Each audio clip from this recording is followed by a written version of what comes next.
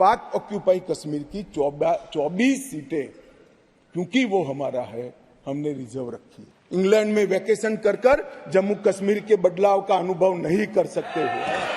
अगर धारा 370 खत्म हुई तो खून की नदियां बह जाएगी, कहते थे। खून की नदियां छोड़ो, कंकर चलाने की हिम्मत नहीं है किसी की। अगर सीज फायर 3 दिन लेट होता तो पाक ऑक्यूपाई कश्मीर आज भारत का हिस्सा। हम सीज फायर और विचार करके कुछ बेहतर मार्ग निकाल सकते थे। मुझे लगता है कि भूतकाल में हमसे द्वारा की गई गलती है। मैंने जो कुछ पढ़ा वो जवाहरलाल नेहरू जी ने लिखा है कि ये मेरी मिस्टेक थी। मिस्टेक नहीं थी, ब्लंडर था।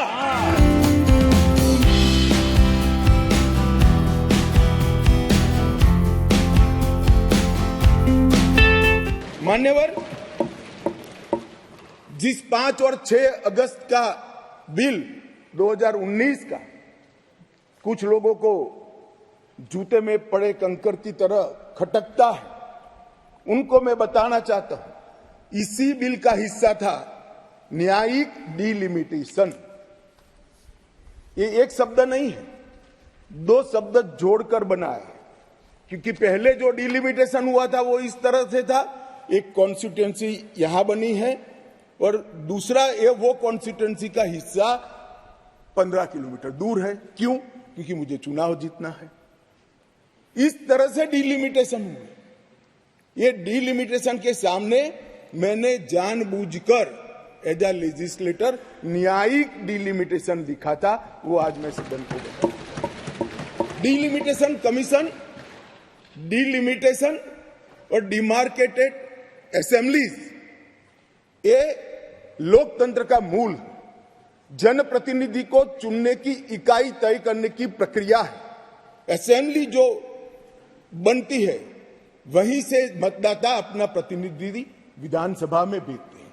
अगर डिलिमिटेशन की प्रक्रिया ही पवित्र नहीं है तो लोकतंत्र कभी पवित्र नहीं रह सकता। मान्यवर, इसलिए इस बिल के अंदर हमने व्यवस्था करी थी कि डिलिमिटेशन, न्यायिक डिलिमिटेशन फिर से किया जाएगा। नई जो स्कीम बनी है उसमें जम्मू में पहले 37 सीटें थी, 37 सीटें थी।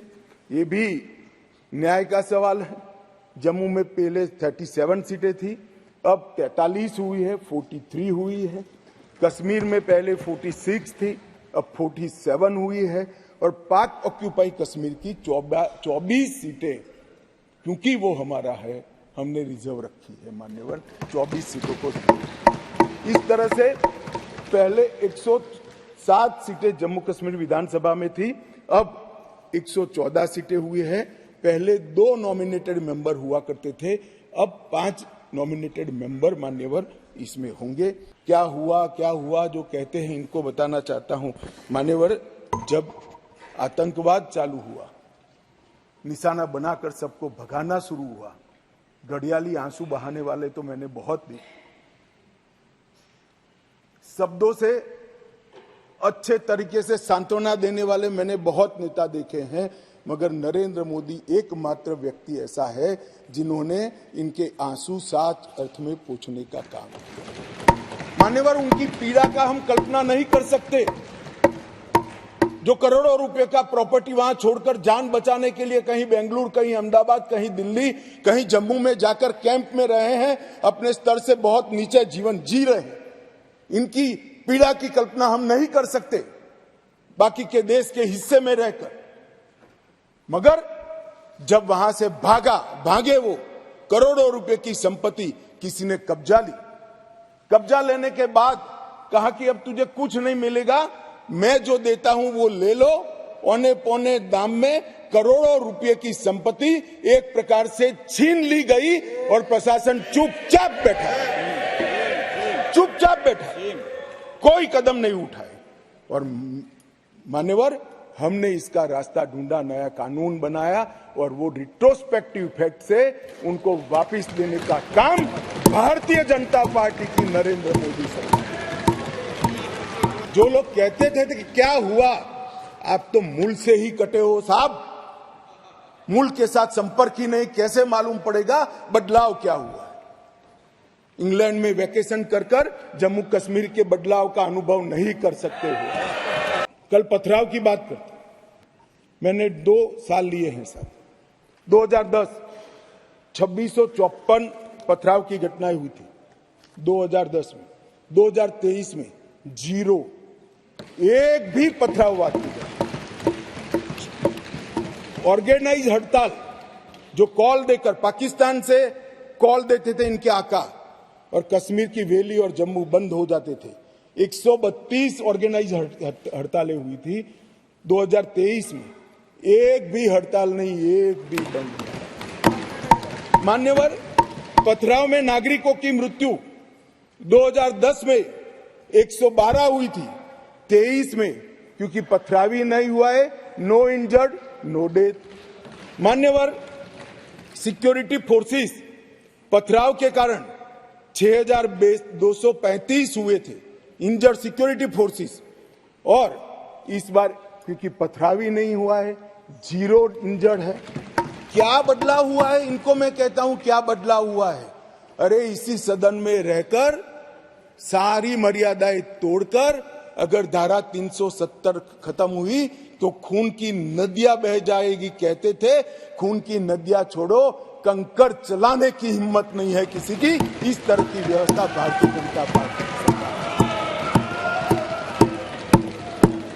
और मान्यवर, सीज फायर के वायोलेशन की घटना 2010 में 1 साल में 70, 2023 में 2, घुसपैठ 2010 में 489, 2023 में सिर्फ 48, आतंकवादी मारे गए 112 मारे गए थे, कुल मिलाकर एवरेज निकाल दे तो 278 आतंकवादी मारे गए हमारे।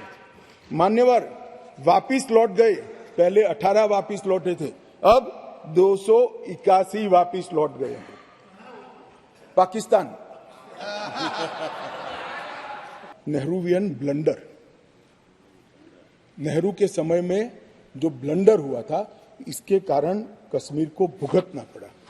मैं मान्यवर इस सदन में खड़ा रहकर आपके आसन के सामने जिम्मेदारी के साथ कहता हूं कि 2 बड़ी गलतियां जो पंडित जवाहरलाल नेहरू के प्रधानमंत्री काल में हुई, उनके लिए गए निर्णयों से हुई। इसके कारण सालों तक कश्मीर ने सहन करना पड़ा। एक सबसे बड़ी गलती, जब हमारी सेना जीत रही थी, पंजाब का एरिया आते ही सीज फायर कर दिया गया और पाक ऑक्यूपाई कश्मीर का जन्म हुआ। अगर सीज फायर 3 दिन लेट होता तो पाक ऑक्यूपाई कश्मीर आज भारत का हिस्सा।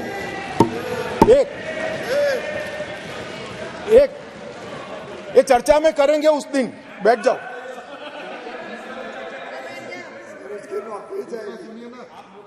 चर्चा है ना पूरा दिन। मान्यवर, और दूसरा,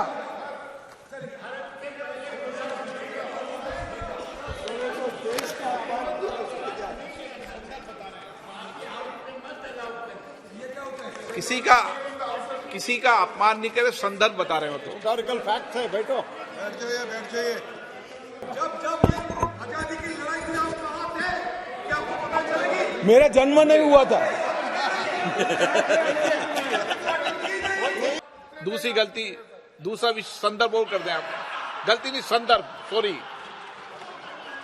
मान्यवर, एक ही गलती बताने से इतना तिल मिला गया। नहीं, मैंने हटा दिया। मैं तो सिर्फ नहीं, ऐसा नहीं है। मैं सिर्फ 2 ही बताना चाहता हूं। एक, पूरा कश्मीर जीते बगैर सीज फायर कर लिया, और दूसरा, यूएन के अंदर हमारे मसले को ले जाने की बहुत बड़ी गलती की। मान्यवर, मैं एक कोट अनकोट पढ़ना चाहता हूं। मैंने बहुत सावधानी से आपके द्वारा उठाए गए बिंदुओं को देखा। एक पत्र का हिस्सा है। मैंने बहुत सावधानी से आपके द्वारा उठाए गए बिंदुओं को देखा है, लेकिन मुझे डर है कि मेरे विचार आपके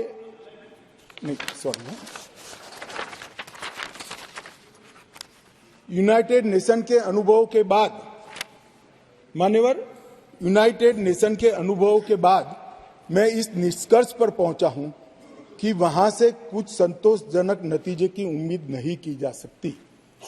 मुझे यह एक अच्छा फैसला लगा, इनटू ब्रैकेट सीज फायर, मुझे यह एक अच्छा फैसला लगा, लेकिन इस मसले को ठीक से नहीं निपटा गया।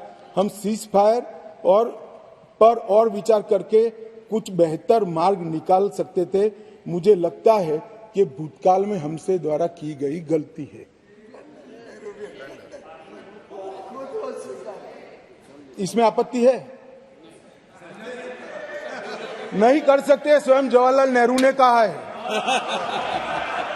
अब मुझे क्या कह रहे हो? नेहरू ने स्वयं कहा है। मैं रेफरेंस भी दे देता हूं।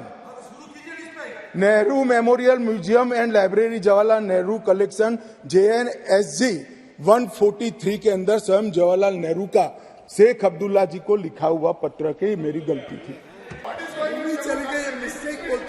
मान्यवर, अरे यार, ये नेहरू जी ने लिखा है, सूरज समझते नहीं हो? अनुवाद हो रहा है या नहीं हो रहा है अंदर? ये नेहरू जी ने कहा है, मैंने नहीं कहा है। माने, मैं तो नेहरू जी का कोट पढ़ रहा हूं, क्यों गुस्से हो रहे हैं मुझ पर? गुस्सा होना है तो नेहरू जी पर होना चाहिए। ये उनका कोट है, मुझ पर गुस्से हो रहे हैं। मेरी तो समझ में ही नहीं आता है। उस वक्त जब UN में मामला भेजना था, तब भी निर्णय बहुत आनन फानन में लिया गया।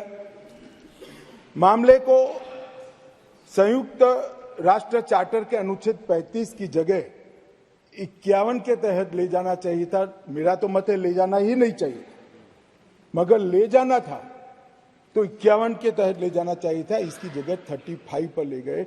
वो भी कई लोगों ने रिकॉर्ड पर सलाह देने के बावजूद भी निर्णय कर दिया गया कि अनुच्छेद 35 के तहत ले जाए। मैंने जो कुछ पढ़ा वो जवाहरलाल नेहरू जी ने लिखा है, और नेहरू जी ने उसको थोड़ा कम कर किया है कि ये मेरी मिस्टेक थी। मिस्टेक नहीं थी, ब्लंडर था। इस देश की इतनी जमीन चली गई, इस देश की इतनी भूमि चली गई, वो ब्लंडर था, ऐतिहासिक ब्लंडर था।